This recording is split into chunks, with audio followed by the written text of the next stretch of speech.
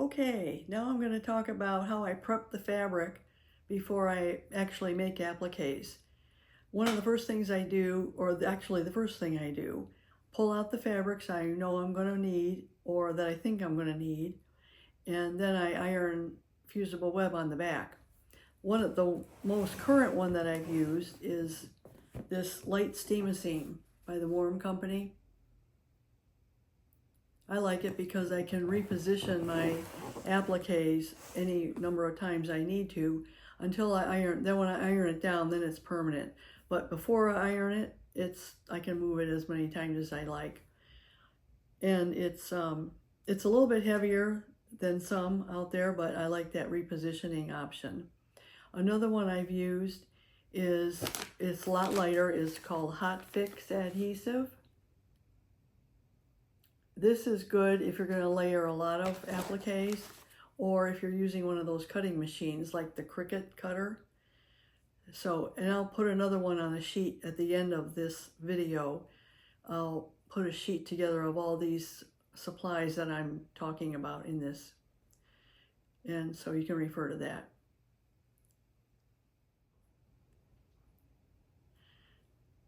All right, the next thing I do after I put on the fusible web, I paint all my fabrics with Mod Podge to prevent fraying, because everything I do is raw edge applique.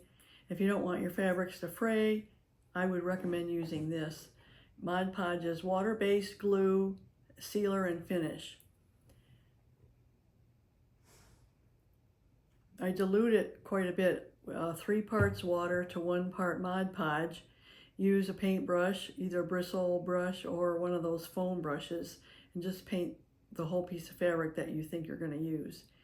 And it takes a few hours to dry. It will curl up, but you can flatten it out with your hands later after it's dry and take it to your ironing board, press it flat, and then it's ready for your to cut out your appliques.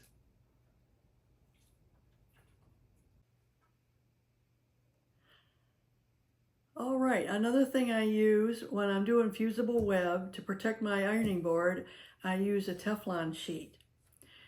I found these they're just an oven liner that you can buy on Amazon, 2 for $12 or something like that. And they're about 18 by 20 or 24. So I just put this on the ironing board. If I do get any sticky stuff residue from the fusible web, just let it cool and you just roll it right off. And saves your ironing board. The other thing I do is use parchment paper, which I just buy at a grocery store. You could probably buy it online too. I put that on top of an applique that has fusible web to protect my iron.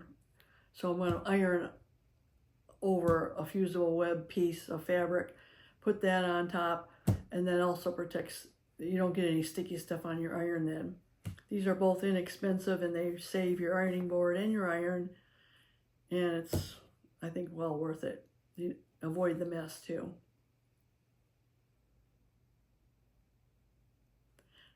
The next item I'm showing you is the Teflon sheet that I had laying over my master pattern.